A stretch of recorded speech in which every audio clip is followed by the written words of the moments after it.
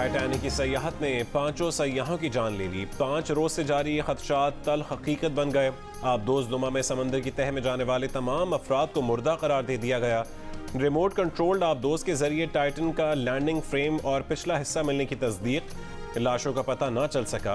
अमरीकी हुकाम का कहना है कि प्रेशर चेंबर को नुकसान से टाइटन धमाके से फटी। हादसा टाइटैनिक जहाज के अगले हिस्से से 1600 फुट पर पेश आया। ये वाजे नहीं हो सका कि 5 सयाहों को टाइटैनिक देखना भी नसीब हुआ या नहीं। सानहे में पाकिस्तान की नामवर कारोबारी शख्सियत शहजादा दाऊद, उनका बेटा सुलेमान दाऊद समेत 5 अफराद मौत की आगोश में चले गए।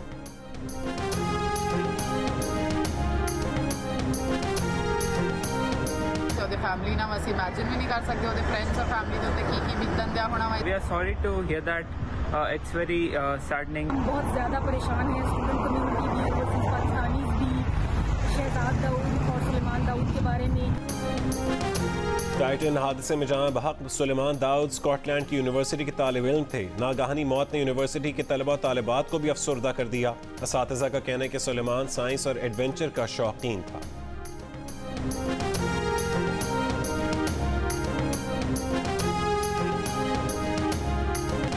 Supreme court practice and procedure act पर फैसला होने तक हर बेंच गैर कानूनी है। इस अदालत को नहीं मानते। बेंच की तश्कील के बारे में उनका मौक़िफ़ उस वक्त से है जब कानून भी नहीं आया था। कानून को मुस्तरद किया जा सकता है, मुअत्तल नहीं। केस सुनने से माजरत नहीं कर रहे। इस बेंच को बेंच तस्वुर नहीं करते। फौजी अदालतों में सिविलियंस के ट्रायल के खिलाफ दरखास्तों की समाअत में जस्टिस काजी फायज ईसा का मौक़िफ़ बेंच से उठ गए। सुप्रीम कोर्ट का 9 रुकनी बेंच टूट गया। काजी फायज ईसा ने कहा कि जो दरखास्त रात गए मौसूल हुई उसमें चेयरमैन PTI की दरखास्त भी थी। कॉज लिस्ट में आखिर में आने वाली दरखास्त सबसे पहले मुकर्रर कर दी गई। एतजाज एहसन की केस सुनने की इस्तदा पर काजी फायज ईसा बोले, ये नहीं हो सकता कि अपने हलफ की खिलाफ वर्जी कर दें। वो और जस्टिस सरदार तारिक मसूद इस कश्मकश में थे कि केस सुनने से माजरत करें या नहीं। जस्टिस सरदार तारिक मसूद ने कहा कि इस वक्त हम 9 जजेस इस केस में फैसला कर देते हैं तो कल अपील पर फैसला कौन करेगा। जब तक supreme court practice and procedure act से मुतालिक फैसला नहीं होता तब तक बेंच में नहीं बैठ सकते।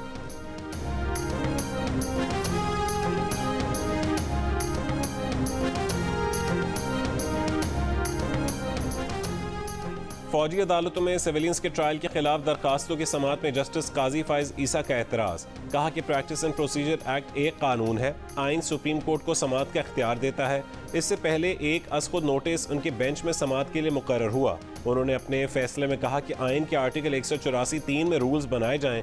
उसके बाद ताज्जुब, दुख और सदमा हुआ कि 31 मार्च को इशरत अली साहब ने सर्कुलर जारी किया। इशरत अली साहब ने 31 मार्च के सर्कुलर में कहा कि सुप्रीम कोर्ट के 15 मार्च के हुक्म को नज़रअंदाज करें। ये वक़्त थी सुप्रीम कोर्ट के फैसले की। फिर सुप्रीम कोर्ट ने 6 रुकनी बेंच बनाकर सर्कुलर की तौसीक़ की और उनका फैसला वापस ले लिया। इस 6 रुकनी बेंच में अगर नजरसानी थी तो मरकजी केस का कोई जज शामिल क्यों नहीं था। उन्होंने 6 रुकनी बेंच पर नोट तहरीर किया जिसे सुप्रीम कोर्ट की वेबसाइट पर अपलोड करने के बाद हटा दिया गया। जस्टिस काजी फायज ईसा ने कहा कि चहमगोइयों से बचने के लिए इस बात के कायल हैं कि सारी बात खुली अदालत में होनी चाहिए। अब तो नोट भी वेबसाइट से हटा दिए जाते हैं, इसलिए अपना जवाब यहीं पढ़ रहे हैं।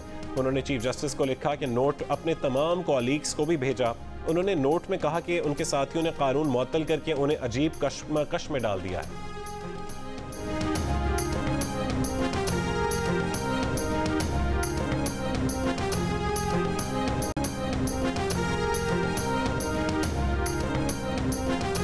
जस्टिस काजी फायज ईसा और जस्टिस सरदार तारिक मसूद ने केस सुनने से तो इनकार कर दिया, लेकिन खुद को बेंच से अलग नहीं किया।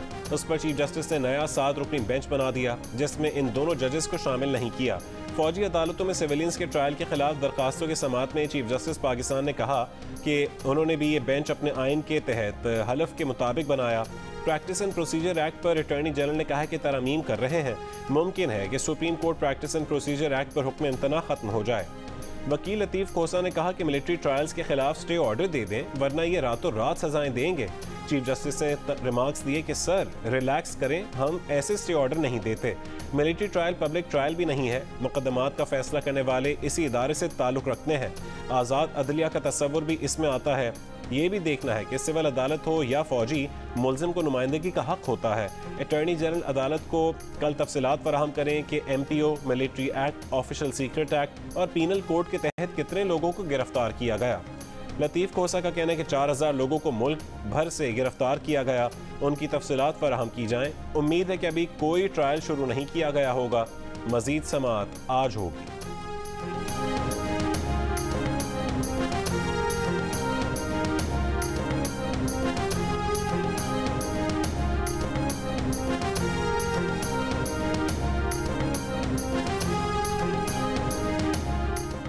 रावलपिंडी डिस्ट्रिक्ट बार के केस में 17 में से 11 जजेस फैसला दे चुके। 11 जजेस के फैसले के खिलाफ 7 जजेस कैसे कोई फैसला कर सकते हैं?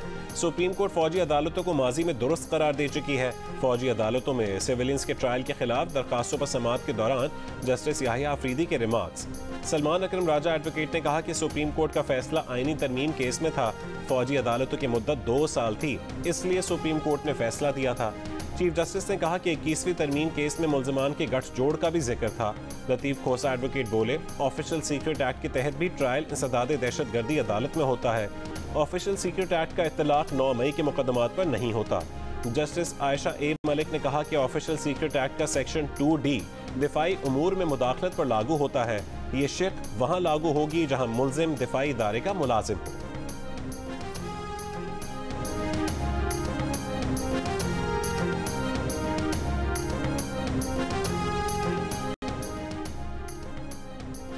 वज़ीर आज़म शहबाज शरीफ की पेरिस में MD IMF से मुलाकात। कर्ज प्रोग्राम की जल्द बहाली की उम्मीद का इजहार। क्रिस्टीना जॉर्जीवा ने कहा कि मुलाकात तातुल के शिकार IMF प्रोग्राम को मौसर बनाने में मदद देगी। वज़ीर आज़म से सऊदी अरब के वली अहद शहजादा मोहम्मद बिन सलमान से भी मुलाकात। 2 तरफ़ा ताउन के फ़रोग़ के लिए इश्तराक के अमल मज़ीद बढ़ाने पर इत्तफ़ाक़ हुआ।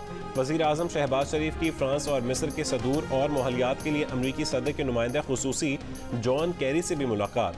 New global financing pact summit से खिताब में वज़ीर आज़म ने कहा कि मौसमियाती तब्दीली की वजह से पाकिस्तान को गुज़िश्ता साल तबाहकुन सैलाब का सामना करना पड़ा। सैलाब मुतासरीन की बहाली में करोड़ों रुपए खर्च हुए।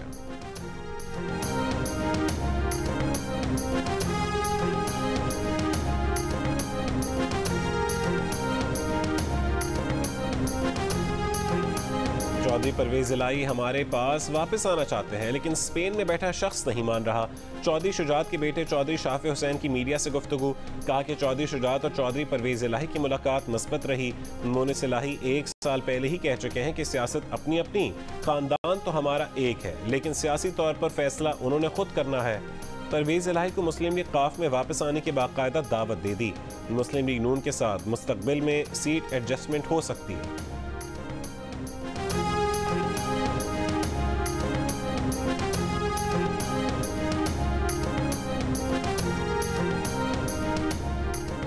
-1 का सवाल इतना हो चुका है कि अब इसकी कोई हैसियत नहीं रही। वक्त साबित करेगा कि कौन कहां खड़ा है। तहरीक इंसाफ के वाइस चेयरमैन शाह महमूद कुरैशी की पेशावर में मीडिया से गुफ्तगू। कहा कि चेयरमैन PTI के साथ गुज़श्ता मुलाकात ज़बरदस्त रही। PTI के मुस्तकबिल पर पहले भी इजहार ख्याल कर चुके हैं। इस मौके पर शाह महमूद कुरैशी ने 67वीं सालगिरह का केक भी काटा। अदालत का शाह महमूद कुरैशी और असद उमर को मुतालिका अदालत में पेश होने का हुक्म।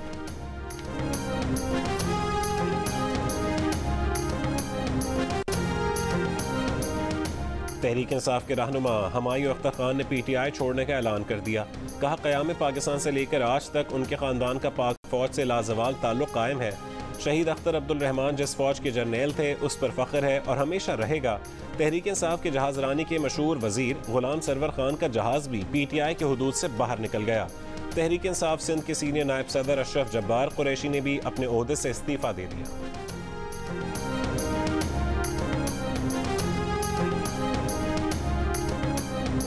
तहरीक इंसाफ के रहनुमा और साबिक गवर्नर उमर सरफराज चीमा से मुलाकात के लिए आई उनकी बीवी राबिया सुल्तान को पुलिस ने ATC के बाहर से हिरासत में ले लिया। उमर सरफराज चीमा को आज जुडिशल रिमांड मुकम्मल होने पर अदालत में पेश किया गया था। जियो फेंसिंग के जरिए राबिया सुल्तान की 9 मई को जिन्ना हाउस में मौजूदगी साबित हुई।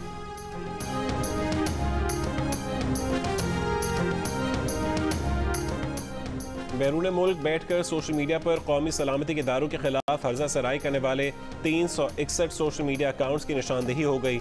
FIA का बैरून मुल्क मुकीम सोशल मीडिया पर मुतहरिक इन अफराद को गिरफ्तार करने का फैसला। इंटरपोल से राब्ता कर लिया गया। अकाउंट्स ट्रैक करके साइबर क्राइम एक्ट के तहत मुकदमात दर्ज किए जाएंगे। मुकदमात के इंदराज के बाद मुल्ज़िमान को इंटरपोल की मदद से वापस लाया जाएगा।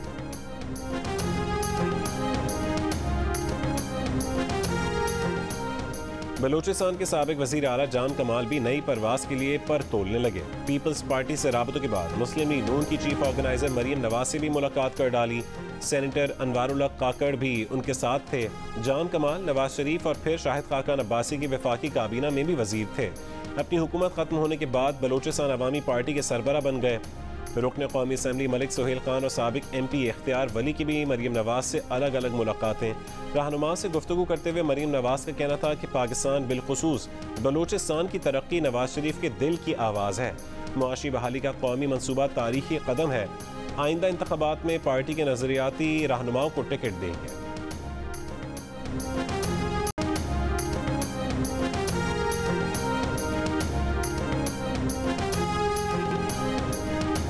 यूनान कश्ती हादसे का शिकार होने वालों में गुजरात का 14 साल अबूजर भी शामिल। अबूजर माँ बाप की गुर्बत खत्म करने और माजूर भाई के इलाज के लिए पैसे कमाने गया था। गरीब बाप का कहना है कि बेटे को इटली भेजने की खातिर एजेंट को पैसे देने के लिए अपना मकान भी बेच डाला। गांव के कई लोग इस वक्त भी लीबिया में फंसे हुए हैं। अबूजर के जिंदा होने की दुआएं मांग रहे हैं।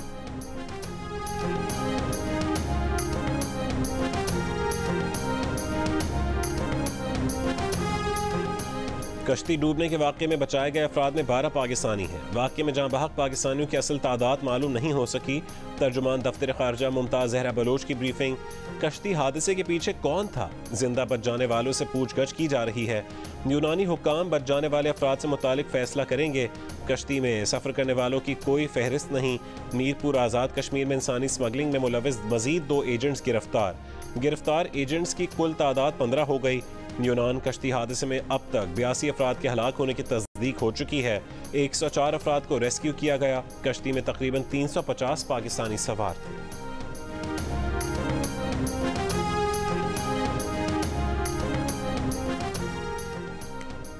9 रुकनी बेंच टूटने के बाद 7 रुकनी बेंच के रूबरू फौजी अदालतों में सिविलियंस के ट्रायल के खिलाफ दरखास्तों पर समाअत। बेंच के रुकन जस्टिस मंसूर अली शाह ने पूछा कि वो एक दरखास्त गुजार जवाद ख्वाजा के रिश्तेदार हैं, क्या किसी को उनके बेंच में शमूलियत पर एतराज़ तो नहीं? एतजाज़ एहसन और अटॉर्नी जनरल ने कहा कि उन्हें कोई एतराज़ नहीं। दौरान समाअत चीफ जस्टिस ने पूछा कि क्या सिविलियंस का ट्रायल फौजी अदालतों में चल रहा है? वकील लतीफ़ खोसा ने जवाब दिया कि सिविलियंस का ट्रायल फौजी अदालतों में शुरू हो चुका है। जस्टिस मंसूर अली शाह ने लतीफ़ खोसा को कहा कि बयानात से निकलकर असल कानून क्या है वो भी बता दें। जस्टिस मज़ाहिर अली अकबर नकवी ने रिमार्क्स दिए कि जो तमाम मुकदमात बनाए गए उनको सुनने का तो इख्तियार इंसदाद दहशतगर्दी अदालत को पहले ही हासिल है। लतीफ़ खोसा बोले कि उनका भी यही मौक़िफ़ है कि केसेस इंसदाद दहशतगर्दी अदालत में चलने चाहिए, फौजी अदालतों में नहीं।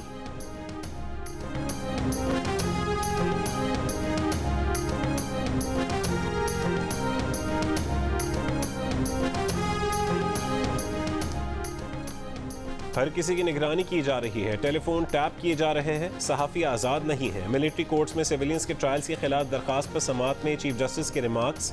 करार दिया कि गिरफ्तार अफराद की दुरुस्त अदाद-ओ-शुमार पेश किए जाएं, तमाम मालूमात फराहम करें। उम्मीद है अभी कोई ट्रायल शुरू नहीं किया गया होगा। मजीद समाअत सुबह तक मुलतवी। अबूधाबी पोर्ट्स ग्रुप और कराची पोर्ट ट्रस्ट के दरमियान मुआहदे पर दस्तखत हो गए। गवर्नर सिंध कामरान टिसोरी ने कराची गेटवे टर्मिनल लिमिटेड का इफ्तिताह भी कर दिया। UAE और पाकिस्तान में पोर्ट निगरानी से मुतालिक 50 साल का रियायती मुआहदा हुआ है। मुआहदे के तहत Karachi gateway terminal limited Abu Dhabi ports groups operate और डेवलप करेगा। 10 साल में कराची पोर्ट के इंफ्रास्ट्रक्चर और सुपर स्ट्रक्चर में सरमायाकारी की जाएगी। तरक्याती कामों में पोर्ट्स बर्थ को गहरा करना और बहरी जहाज़ों के लिए जगह को बढ़ाना शामिल है। कंटेनर स्टोरेज एरिया में भी इजाफा किया जाएगा।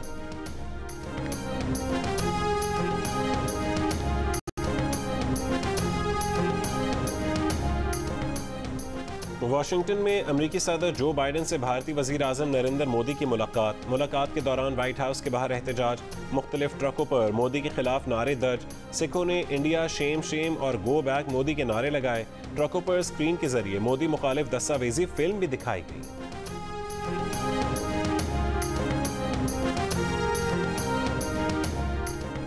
अमेरिका के साबिक सदर बराक ओबामा ने कहा है कि मोदी हुकूमत ने नस्ली अक़लियतों को तहफ़्फ़ुज़ ना दिया तो भारत का शराज़ा बिखरने का खतरा है। ऐसा हुआ तो ये भारतीय मुसलमानों के साथ साथ भारतीय हिंदुओं के भी मफाद में नहीं होगा। उन्होंने कहा कि मोदी से मुलाकात में बाइडेन को भारत में मुस्लिम अक़लियतों के तहफ़्फ़ुज़ का मामला उठाना चाहिए।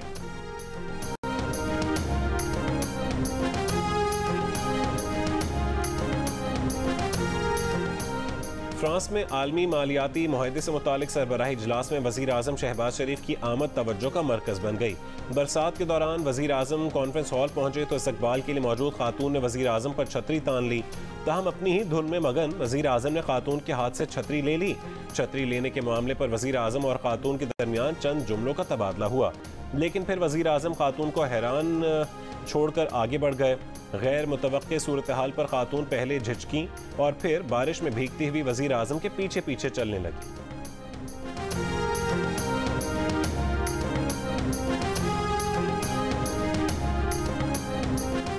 और पाकिस्तान के उस्मान कमर और ज़ैनब अली रज़ा ने जर्मनी में जारी स्पेशल ओलंपिक में सोने के तमगे जीत लिए।